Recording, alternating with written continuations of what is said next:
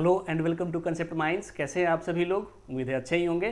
तो चलिए आज इस एथिक्स सीरीज में आगे बढ़ते हैं। आज का जो टॉपिक है इट इज इमोशनल इंटेलिजेंस, भावनात्मक बुद्धिमत्ता। तो चलिए सबसे पहले जानते हैं व्हाट इज इमोशनल इंटेलिजेंस।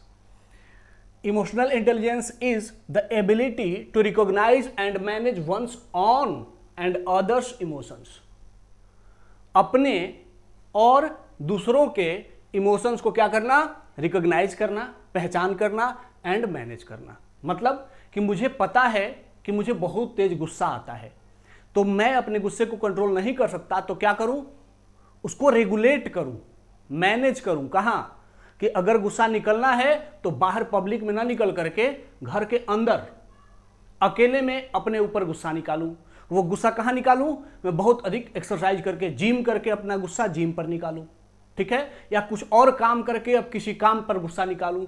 तो अपने इमोशंस की पहचान करना एंड रेगुलेट करना, सिर्फ अपने नहीं दूसरों के इमोशंस को भी पहचानना और उन्हें भी अपने स्मार्टनेस के साथ अपने लक्ष्य की प्राप्ति के लिए रेगुलेट कर देना, यह क्या कहलाता है? इमोशनल इंटेलिजेंस कहलाता है, ठीक है? जैसे Nelson Mandela he was the first black president of south Africa, ठीक है? तो despite being gelled for 27 years, he forgave Britishers and urged peaceful reconciliation, prevented civil war. इनको क्या किया गया? 27 साल तक अंग्रेजों ने जेल में डाल करके टॉर्चर किया, लिटरली टॉर्चर्ड हिम। लेकिन इन्होंने क्या किया? जब बाद में साउथ अफ्रीका के प्रेसिडेंट बने और काले लोगों के अधिकार वहां पे आए, काले लोगों का शासन आया, तो इन्होंने अंग्रेजों से बदला नहीं लिया। इन्होंने क्या कहा कि देखो जो हुआ सो हुआ, बातें बीत गई, अब हमें क्या करना है? We are here to make a prosperous and new South Africa, developed South Africa. And वो तभी हो सकता है जब ब्लैक एंड व्हाइट दोनों पीपल मिल करके काम करेंगे। तो चलो, मुझ पर आप लोगों ने टॉर्चर किया, अत्याचार किया, वो बात हम भूलते हैं और मिल करके एक नया साउथ अफ्रीका बनाते हैं। इसका फायदा क्या हुआ कि south Africa become the first country of African continent जो कि सबसे ज्यादा डेवलपमेंट का एक मॉडल लेकर के आया। वहां पर डेवलपमेंट का स्टेटस बाकी सभी अफ्रीकन कंट्रीज से बहुत आगे निकल गया। तो यह क्यों संभव हुआ? क्योंकि नेल्सन मंडेला ने अपने इमोशन को क्या किया? कंट्रोल किया। मुझे 27 साल तक जेल में डाला गया, फिर भी बदला नहीं लिया। और दूसरों के इमोशंस को, भाई जो ब्लैक लोग थे वो एग्रेसिव थे, वो बदला लेना चाहते थे क्योंकि उनको बहुत सालों तक टॉर्चर किया गया था। लेकिन उन्होंने ब्लैक लोगों के इमोशंस को भी मैनेज किया। नहीं, हम बदला नहीं लेंगे, हम एक नया साउथ अफ्रीका बनाएंगे। और व्हाइट लोगों को जो कि डरे हुए थे, उनके इमोशंस को भी मैनेज किया। नहीं, आप डरो मत, सभी मिल करके एक नया साउथ अफ्रीका बनाते हैं। तो ब्लैक एंड व्हाइट दोनों मिल गए। आज भी अगर आप लोग साउथ अफ्रीका की क्रिकेट टीम देखते होंगे तो उसमें ब्लैक एंड व्हाइट दोनों हैं। व्हाइट लोगों की पॉपुलेशन बहुत कम है, पावर पॉलिटिक्स में भी कम है, लेकिन फिर भी क्रिकेट टीम में उनका रिप्रेजेंटेशन बहुत अधिक होता है। क्यों?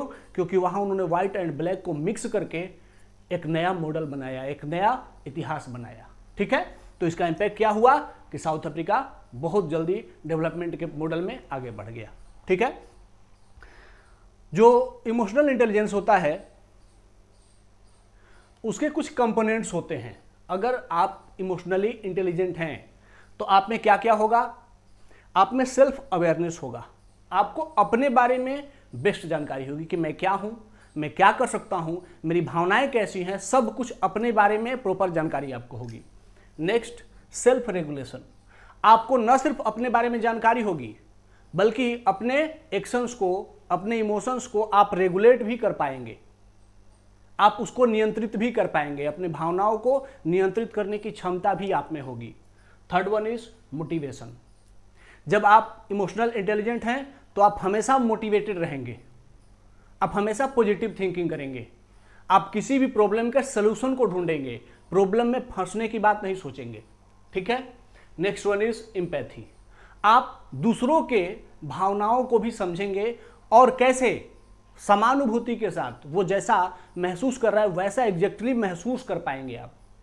अगर आप इमोशनल इंटेलिजेंस है तो दूसरे की भावनाओं को एज इट इज महसूस करेंगे कि वह कितनी पीड़ा में है, कितना खुश है, वो सारी बातें आप भी महसूस कर पाएंगे। एंड सोशल स्किल्स, और आप सामाजिकता रखेंगे, समाज में कैसे रहा जाता है, समाज के लोगों के साथ कैसे बिहेव किया जाता है, इसमें आप चैंपियन होंगे। ठीक है, तो ये 5 चीजें मिल करके एक इंसान को क्या बनाती हैं?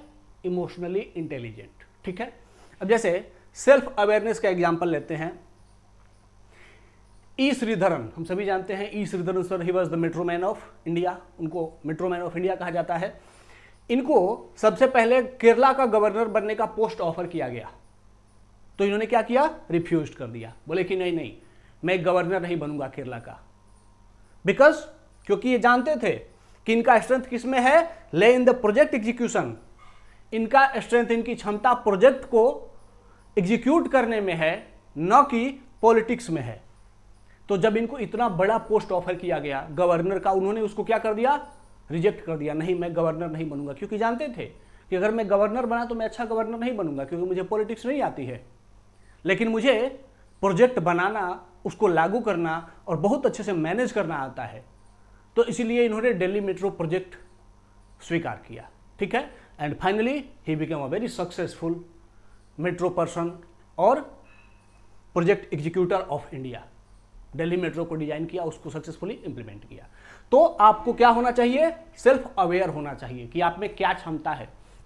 आपको आपकी क्षमता से अलग कुछ अगर दिया जा रहा है तो वहां पर जो इमोशनल इंटेलिजेंट व्यक्ति होगा वो क्या करेगा? उसको मना कर देगा। ठीक है, next one is self regulation. आपको पता होना चाहिए कि आपको कहां तक कोई काम करना है, कहां पर जाकर रुक जाना है। अपने काम को बाउंड्री कहां है ये पता होनी चाहिए आपको। जैसे Mahatma Gandhi, after Chauri Chaura halted movement, even after personal attacks, इन पर बहुत बार जब चौरी चौरा के बाद ये आंदोलन वापस ले रहे थे तो बहुत पर्सनल अटैक्स भी हो रहे थे, लोग इनको गाली दे रहे थे। Even maximum of congressman they started abusing Mahatma Gandhi, but he didn't care. लेकिन उन्होंने केयर नहीं किया। क्यों? क्योंकि उन्हें पता है कि मुझे कहां तक आंदोलन को लेके जाना है और अगर इस सीमा से आगे बढ़ूंगा तो इसके क्या कंसिक्वेंसेस हो सकते हैं। तो इनको खुद को रेगुलेट करना आता है, जाके बाउंड्री इनको अपनी पता है कि अगर यहां से आगे बढ़े तो ब्रिटिशर्स को मौका मिल जाएगा भीड़ को मारने का। और एक बार भीड़ को अगर अंग्रेजों ने मार दिया तो 1857 इन्हें याद था, 1857 में विद्रोह हुआ था, रिवॉल्यूशन हुआ था और वो मर्सिलेसली क्रस्ट कर दिया गया था। इंपैक्ट क्या हुआ कि अगले 50 साल तक कोई बहुत बड़ा रेवोल्यूशन भारत में नहीं हो पाया। तो गांधी जी इस बात को समझते थे कि इसको हमें यहाँ पर अभी रोकना होगा, नहीं तो अंग्रेज क्या कर देंगे? मर्सिलेसली इसको क्रस्ट कर देंगे, ब्रेक कर देंगे। तो इसीलिए इन्होंने आंदोलन को वापस ले लिया। कितने भी क्रिटिसिज्म हुए फिर भी वापस ले लिया, क्योंकि ये जानते थे कि मुझे यहाँ मेरी बाउंड्री है। Third one is motivation. Martin Luther king junior America में ये सिविल राइट मूवमेंट चला रहे थे कि ब्लैक लोगों को भी फंडामेंटल राइट मिलने चाहिए। इनको बहुत ज्यादा क्या किया गया? हेट किया गया, क्रिटिसाइज किया गया, क्योंकि व्हाइट लोगों का डोमिनेंस था। वो ब्लैक लोगों को पावर में नहीं आने देना चाहते थे। वो चाहते थे कि ब्लैक हमेशा स्लेव बने रहें और हम उनको अब्यूज करते रहें, उनका शोषण करते रहें। लेकिन Martin Luther king junior motivated बने रहे। कितना भी इन्हें अब्यूज किया गया, कितना भी हेट किया गया, लेकिन अपने सोशल राइट्स को लेकर के आंदोलन चलाते रहे। And finally he succeeded and black लोगों को उनके अधिकार मिले। ठीक है, तो मोटिवेशन, जो इमोशनल इंटेलिजेंस होगा हमेशा क्या होगा? मोटिवेटेड होगा, like Martin Luther king junior. ठीक है, नेक्स्ट वन इज जिसमें EI होता है, जो इमोशनल इंटेलिजेंट होता है, वह उसमें एम्पैथी होती है। वो दूसरों की भावनाओं को पहचानता है, महसूस करता है, एज इट इज महसूस कर लेता है।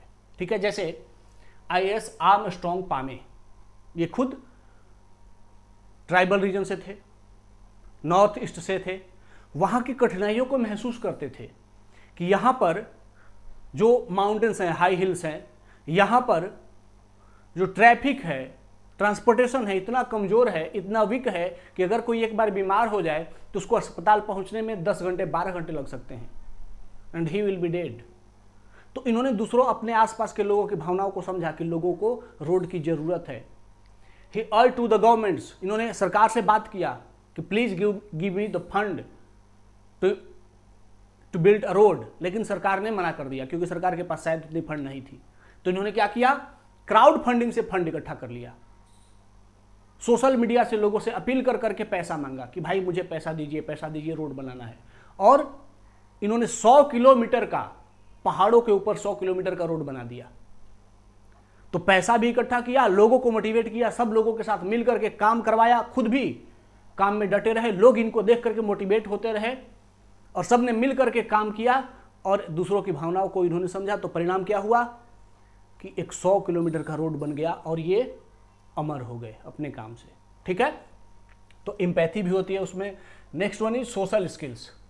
सरदार पटेल को हम लोग जानते हैं कि जब भारत का इंटीग्रेशन करना था, एकीकरण करना था, तो उस समय जो प्रिंसली स्टेट्स थे और वहाँ के जो प्रिंस थे वो नहीं चाहते थे मिलना, लेकिन उनके साथ मिल करके बाबू बेटा सब रिश्ते नाते बना करके उनको खूब अच्छे तरीके से समझा करके, और आज़ादी से पहले ही अधिकांश प्रिंसली स्टेट्स को भारत में, 500 से अधिक प्रिंसली स्टेट्स को भारत में मिला लिया था, सिर्फ 3 बाकी थे आज़ादी के समय तक। तो 500 से ज़्यादा प्रिंसली स्टेट्स को बिना किसी फोर्स के सिर्फ उनके रिश्तों की दुहाई देते थे, तुम्हारे पिता मेरे दोस्त थे, तुम मेरे मित्र जैसे हो, कोई अगर बूढ़ा है तो आप मेरे भाई जैसे हैं, ऐसे कर करके सबको भारत में मिला लिया। तो ये क्या है, सोशल स्किल्स। तो इनमें सोशल स्किल्स बहुत बड़ा था, ह्यूज था। तो उसका इंपैक्ट क्या हुआ, integration of India successfully completed.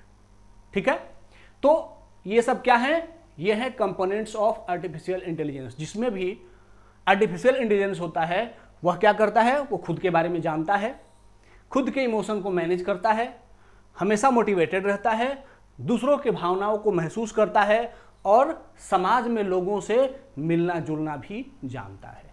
ठीक है, चलिए आगे बढ़ते हैं। Next is Daniel Goleman. Daniel Goleman जो इमोशनल इंटेलिजेंस टर्म है, इसको सबसे ज़्यादा पॉपुलराइज इन्होंने ही किया है। इनके द्वारा ही पूरी दुनिया में यह शब्द मार्केट प्रचलित हो गया। तो ये कहते हैं कि EQ is twice as important as cognitive intelligence for career success. अगर आप अपने करियर में सफल होना चाहते हैं तो EQ, इमोशनल कोटेंस, ठीक है, emotional quotient is twice as important as cognitive intelligence for career success. EQ बहुत ज्यादा पावरफुल है, मतलब आप में कैलकुलेशन करने की क्षमता कितनी है वह आपके करियर निर्माण में हेल्प करती है। आप कितना कैलकुलेटिव हैं, आपको मैथमेटिकल कैलकुलेशन कितना आता है, आपको जल्दी जल्दी प्रॉब्लम सॉल्व करना कितना आता है, यह आपके करियर में सफल होने के लिए 2 गुना महत्वपूर्ण है। लेकिन 80% of adult success comes from EQ। लेकिन हाँ, जो कॉग्निटिव इंटेलिजेंस है बहुत इंपॉर्टेंट है, लेकिन जो EQ है, इमोशनल इंटेलिजेंस है, उसी को कोटेंस भी कहा गया है, वह 80% एडल्ट जो है उनकी सफलता के लिए क्या इंपॉर्टेंट है, EQ इंपॉर्टेंट है, इमोशनल कोटेंट इंपॉर्टेंट है। आप में अगर इमोशनल इंटेलिजेंस है, उसी को IQ कहा गया है, EQ कहा गया है, यहां थोड़ा मिसप्रिंट हो गया है, IQ लिखना चाहिए था। तो अगर आप में IQ है तो आप अपने करियर में 2 गुना अधिक सफल होंगे, और 80% एडल्ट अपने जीवन में अगर सफल हैं तो वो सिर्फ इसलिए सफल हैं क्योंकि उनमें IQ है। तो IQ इतना मैटर करता है। अब आते हैं EI, आर्टिफिशियल इमोशनल इंटेलिजेंस, और इमोशनल कोटेंस में अंतर क्या है, इसको समझ लेते हैं, क्योंकि ये अक्सर पूछा जाता है। तो दोनों का डेफिनेशन देख लेते हैं। इमोशनल इंटेलिजेंस क्या है, मैनेजिंग इमोशंस, अपनी भावनाओं को मैनेज करना या किसी दूसरे के भावनाओं को मैनेज करना क्या कहलाता है, इमोशनल इंटेलिजेंस। इंटेलिजेंस क्वोशेंट क्या होता है, कॉग्निटिव एबिलिटी, मतलब ज्ञानात्मक क्षमता, मैथमेटिकल कैलकुलेशन करने की क्षमता, सब्जेक्ट को याद करने की क्षमता, रीजनिंग बनाने की क्षमता। तो ये क्या कहलाती है, कॉग्निटिव एबिलिटी या इंटेलिजेंस क्वोशेंट। ठीक है, next one is use in civil services. तो अगर आप में इमोशनल इंटेलिजेंस है, अगर आप सिविल सर्वेंट्स हैं, तो आप क्या करेंगे, कॉन्फ्लिक्ट रिजोल्यूशन, विवादों का त्वरित समाधान करेंगे, क्योंकि आप दूसरों की और अपनी भावनाओं को समझेंगे। तो दूसरों की भावनाओं को जब समझेंगे तो उनके विवाद का समाधान ढूंढ के लाएंगे, टीम वर्क करेंगे, आप टीम बनाने में सफल होंगे, क्योंकि आप सबके भावनाओं को समझते हैं तो एक अच्छा टीम बना पाएंगे। और एम्पैथी, और दूसरों के दुख दर्द पीड़ा को समझ करके उसके अनुसार निर्णय लेंगे। तो अगर आप इमोशनल इंटेलिजेंस है तो सिविल सर्विसेज में आप ये सब करेंगे। अगर आप में आईक्यू है तो आप क्या करेंगे, बहुत अच्छा एनालिसिस करेंगे, डेटा एनालिसिस बहुत अच्छा करेंगे। ठीक है, फट फट फट फट, यहां पर गरीबी का डेटा, पॉवर्टी का डेटा ये है, इतने लोग बिलो पॉवर्टी लाइन है, इतने लोग अपर पॉवर्टी लाइन है, इसका कैलकुलेशन कर ले। बहुत जल्दी कैलकुलेशन करने में आप स्मार्ट होंगे। लॉजिकल रीजनिंग करेंगे, आप दिमाग से तुरंत लॉजिक निकाल लेंगे। इन सब में आप स्मार्ट होंगे अगर आपके पास आईक्यू है। ठीक है, लॉन्ग टर्म इंपैक्ट की अगर बात करें तो अगर आप इमोशनली इंटेलिजेंट हैं तो आप ट्रस्ट बना पाएंगे लोगों में, लोग आप पर भरोसा करेंगे। ठीक है, साथ ही आप कोलैबोरेट कर पाएंगे, लोगों के साथ गठबंधन बना पाएंगे, लोगों के साथ ग्रुप बना पाएंगे। और अगर आप में आईक्यू है तो आप प्रॉब्लम सॉल्विंग बहुत फास्ट करेंगे। लॉन्ग टर्म तक आप जो प्रॉब्लम सॉल्व करेंगे वो बहुत लंबे समय तक सस्टेन रहेगा। अगर इसका एग्जाम्पल देखें तो Mahatma Gandhi led the movements, emotional intelligence क्या किया, कोलैबोरेशन किया, पूरे भारत को एक कर दिया, लीड किया, पूरे ट्रस्ट लोगों में, भारत के लोगों में ट्रस्ट बनाया और पूरे भारत के लोगों को लेकर के मूवमेंट लीड किया। अब आईक्यू है किसमें, डॉक्टर मनमोहन सिंह में, तो उन्होंने समझ लिया तुरंत कि भारत की रियल प्रॉब्लम क्या है और इकोनॉमिक रिफॉर्म लेकर के आए। ठीक है, तो जिसमें आईक्यू है वो इकोनॉमिक रिफॉर्म लेके आएगा, क्योंकि वो डेटा को बहुत अच्छे तरीके से समझना जानता है, भावना को नहीं जानता है लेकिन डेटा में बहुत एक्सपर्ट है। तो डेटा के स्तर पर इन्होंने काम किया, भावना के स्तर पर इन्होंने काम किया। ठीक है, तो इमोशनल इंटेलिजेंस क्या है, भावनाओं को मैनेज करना, और आईक्यू क्या है, इंटेलिजेंस क्वोटिएंट क्या है, डेटा को मैनेज करना।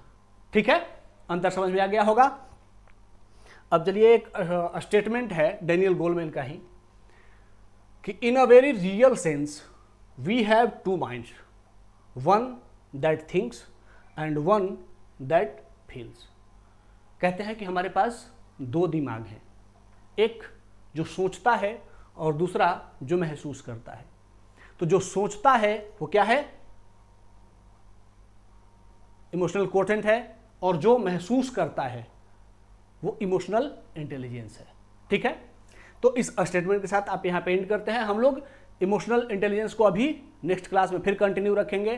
ठीक है, लेकिन आज के सेशन को यहाँ पे एंड करते हैं। मुझे उम्मीद है आप लोगों को ये कम से कम इमोशनल इंटेलिजेंस टर्म अच्छे से समझ में आ गया, उसके सारे कंपोनेंट्स भी समझ में आ गए होंगे। तो नेक्स्ट क्लास में इसी टॉपिक को कंटिन्यू करते हैं, फिर मिलते हैं। धन्यवाद, जय हिंद।